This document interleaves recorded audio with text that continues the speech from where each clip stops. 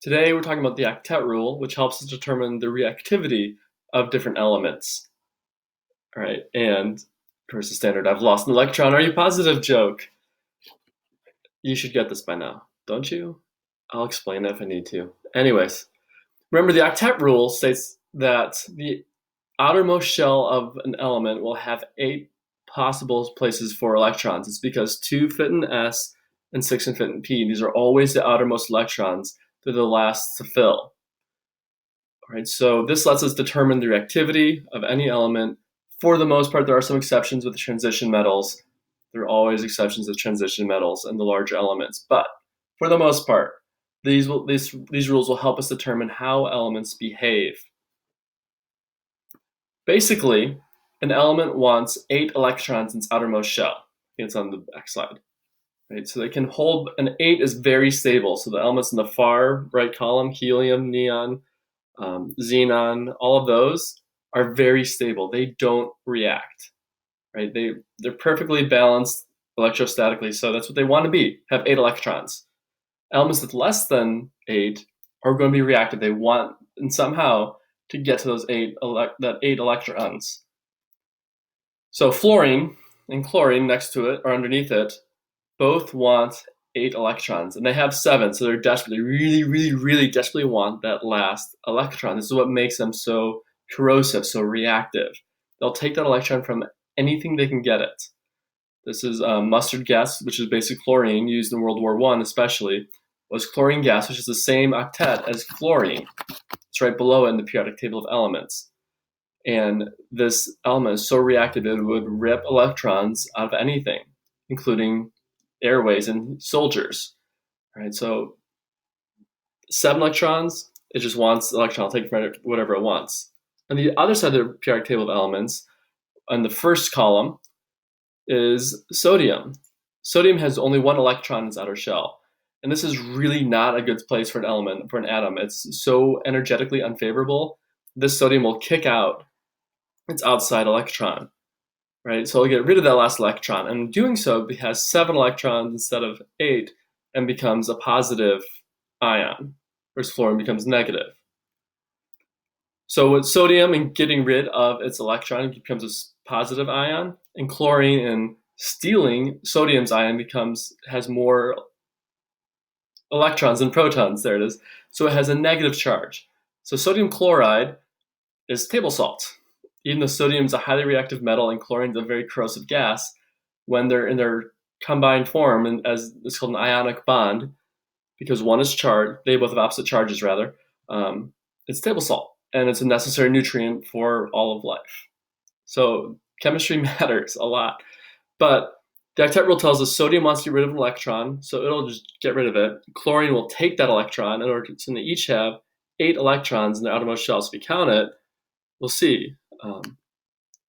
So sodium has 2 electrons in its s orbital, and 1, 2, 3, 4, 5, 6, 7, 8 electrons in its outermost orbitals.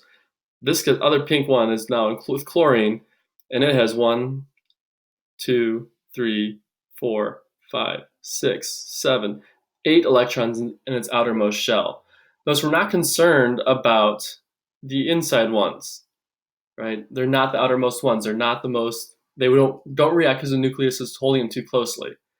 But we see even doing the sodium and getting rid of an electron has 8. Chlorine and picking up this electron also has 8 in their outermost shells. This is the Octet rule. And it's pretty straightforward for elements in column 1 like periodic table, and then the column right next to sorry, I'm trying to change cursors again.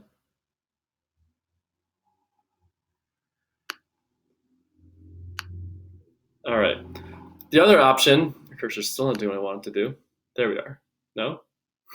The other option is sometimes atoms will share their electrons. So for example, hydrogen has 1 proton, 1 electron, and it's really not happy with this. It only has 1 electron, and it can hold up to 2 in its s orbital, right? So it really wants that second electron, and it's not powerful enough for the most part to steal it, like fluorine will. So it'll end up sharing more often than not. So two hydrogens will share their electrons. So together they have 2 electrons in their outermost shell, or they each contribute 1. So they share the electron charge to balance out their 2 positives, and they each have a full outermost shell. This is a covalent bond. Fluorine, if it doesn't do the ionic thing, can also bond with another fluorine atom and end up sharing. Because notice this fluorine has 1, 2, 3, 4, 5, 6, 7, 8. This fluorine 1, 2, 3, 4, 5, 6, 7, 8. Notice the orbitals overlap in this one. If we look back at the ions, their orbitals don't overlap, right? They're attracted to each other because they're opposing charges. Their orbitals are still distinct. They're electromagnetically, they have opposite charges. I try to avoid using big words we don't need to use. They both have opposite charges, so they're attracted, but their orbitals don't overlap. Whereas covalent bonds, these guys, they share. Their bonds overlap, their orbitals overlap. So this can happen in more complex molecules. In fact, most complex molecules are built on these covalent bonds where orbitals overlap, so that each atom involved has a full complement of electrons. So oxygen has 6 electrons in the outermost shell. We could do the electron configuration diagram to double check that. We will in class. Oxygen has 6 electrons in the outermost shell. Carbon has 4. Now, maybe oxygen could steal 2 electrons and have a 2 negative charge, but it has better ways to do it. It can share. Carbon only has 4 electrons in its outermost shell. It cannot steal these. It will not make ionic bonds. It's going to share. So carbon will overlap with 2 oxygens to make carbon dioxide, CO2. Notice again, oxygen has 1, 2, 3, 4, 5, 6, 7, 8, and with a double overlap of electrons. Carbon has 1, 2, 3, 4, 5, 6, 7, 8 again. This oxygen also has 8 electrons, because they're able to share. This gets us bigger and bigger molecules. All the large biological molecules, like DNA, are built this way. Well, the backbones are. We'll get in biology, we'll have talked about the structure where it's not. Anyways, I'm getting off on a tangent. I need to focus, right? So, carbon tetrafluoride. So remember, fluorine just wants 1 electron. That's all it wants to be happy. Carbon needs 4 to be happy. So carbon can team up with 4 fluorines and make this tetrafluoride. Tetra means 4, fluoride, fluorine. And this way, each atom, again, has 8 electrons. This is the octet rule. All right, do you see the pattern here? Octet rule, octet literally means 8. So this is the rule of 8. A stable atom will have 8 electrons, whether it does this by getting rid of, stealing electrons, or sharing electrons.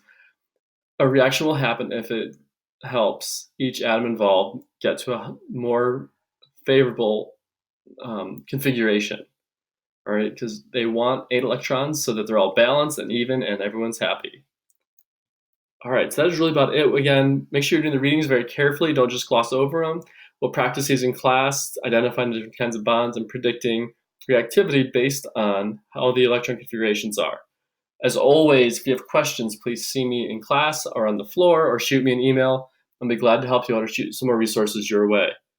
And I will see you guys in class as always and hope you're having a great day. Bye.